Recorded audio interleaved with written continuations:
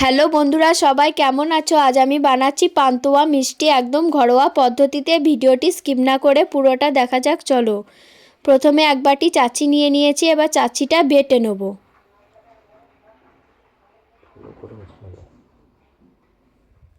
খুব ভালো করে বেটে নেব সব চাচিটা। বাটা হয়ে গেছে। সুজি আর এলাচ একসঙ্গে গুঁড়ে নিয়েছি। এবার চাচিটার মধ্যে দিয়ে ভালো করে মাখিয়ে নেব। অল্প অল্প করে সুজি দেবো আর মাখিয়ে নেব। অল্প একটু ঘি দিয়ে বেশ কিছুক্ষণ ভালো করে মাখিয়ে নেব। মাখানো হয়ে গেছে। এবার ছোট ছোট আকারের বল করে নেব। বলগুলো ঠিক একই রকমভাবে করে নেব।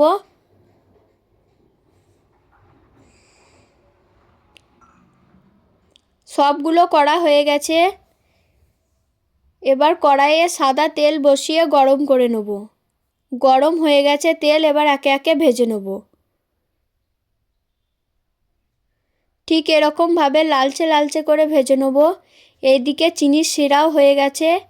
এবার গরম তেল থেকে তুলে একদম শিরার মধ্যে দিয়ে দেবো। একই রকমভাবে সবগুলো ভেজে নেব আর শিরাতে দিয়ে দেবো।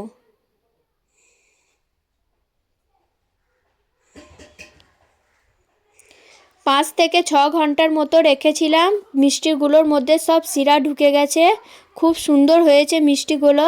তোমরা চাইলে এরকমভাবে একবার করতে পারো। ভিডিওটি ভালো লাগলে লাইক কমেন্ট শেয়ার করে দেবে। ভালো থাকবে, বাই।